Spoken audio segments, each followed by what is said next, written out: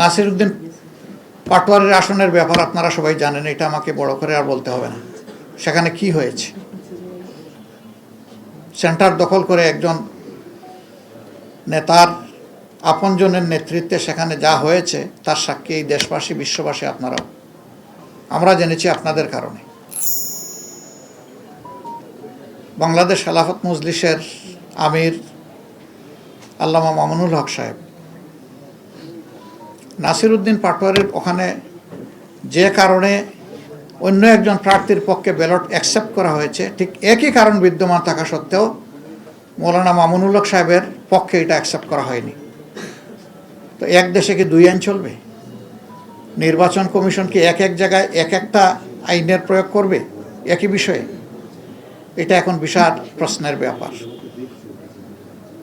আমাদের secretary general সহ বেশ কিছু আসনে এই ধরনের ব্যাপার আছে।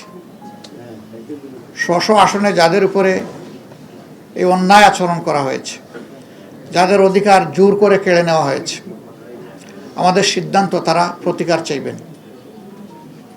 সুনির্দিষ্ট সময়ের ভিতরে যদি আমরা প্রতিকার পাই তাহলে এক কথা, কিন্তু যদি না পাই তাহলে এখানেও আমরা বাধ্য হব আমাদের পথ ধরতে।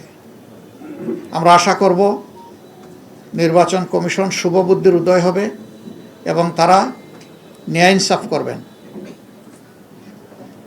না করলে দায় তাদেরকে নিতে হবে। আমরা এখনো বলবো, দেশকে আমরা ভালোবাসি, ভালোবাসার জায়গা থেকে আমরা দেশের শান্তি শৃঙ্খলা এবং দেশের ঐক্য চাই। আমাদের স্লোগানই ছিল ঐক্যবদ্ধ বাংলাদেশ। ঐক্যবদ্ধ বাংলাদেশে থাকতে হলে পরস্পরকে সম্মান করেই থাকতে হবে।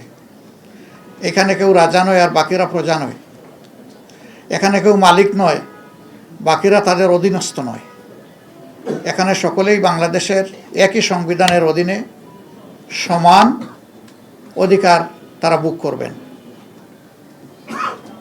অতীতে ফ্যাসিবাদের বিরুদ্ধে আমাদের লড়াই হয়েছে। আমরা আশা করেছিলাম যে এই কালো অধ্যায়ের অবসান হোক, কিন্তু যদি আবার এটা ফিরে আসে আমরা লড়ে যাব, আমরা থামবো না ইনশাআল্লাহ।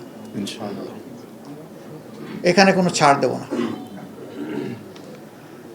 দেশের জনগণের, ফ্যাসিবাদ আমাদের বিরুদ্ধে না, ফ্যাসিবাদ দেশবাসীর বিরুদ্ধে। ফ্যাসিবাদের অধীনে কখনো একটা ডেমোক্রেসি, একটা গণতন্ত্রের বিকাশ ঘটে না। সারা বিশ্ব থেকে এখানে পর্যবেক্ষকরা এসেছিলেন, তারা সময় দিয়েছেন, ঘুরেছেন, দেখেছেন, তারা তাদের অবজারভেশন তুলে ধরবেন। আমরা আমাদের নিজস্ব অবজারভেশনে জাতির সামনে পুঙ্খানুপুঙ্খভাবে তুলে ধরব। আপনারাই জানবেন, আপনারাই জানাবেন। সম্মানিত বন্ধুগণ,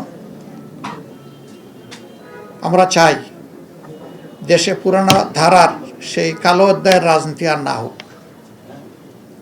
নতুন ধারার সুস্থ রাজনীতি চালু হোক। এবং এখানে সবাইকে দায়িত্বশীল আচরণ করতে হবে। দায়িত্ব জ্ঞানহীন কোনো আচরণ জাতি দেখতেও চায় না, সহ্যও করবে না। আমাদের তরুণ সমাজ যারা বুকের রক্ত দিয়ে, জীবন দিয়ে আমাদের উপরে এই আমানত রেখেছে, আমরা কথা দিচ্ছি, আমরা নির্বাচনের আগে যা বলেছি তা বাস্তবায়ন না হওয়া পর্যন্ত আমাদের লড়াই অব্যাহত থাকবে। আমাদের নারী সমাজের অধিকার এবং তাদের নিরাপত্তা নির্বাচনের আগে বিঘ্নিত হয়েছে।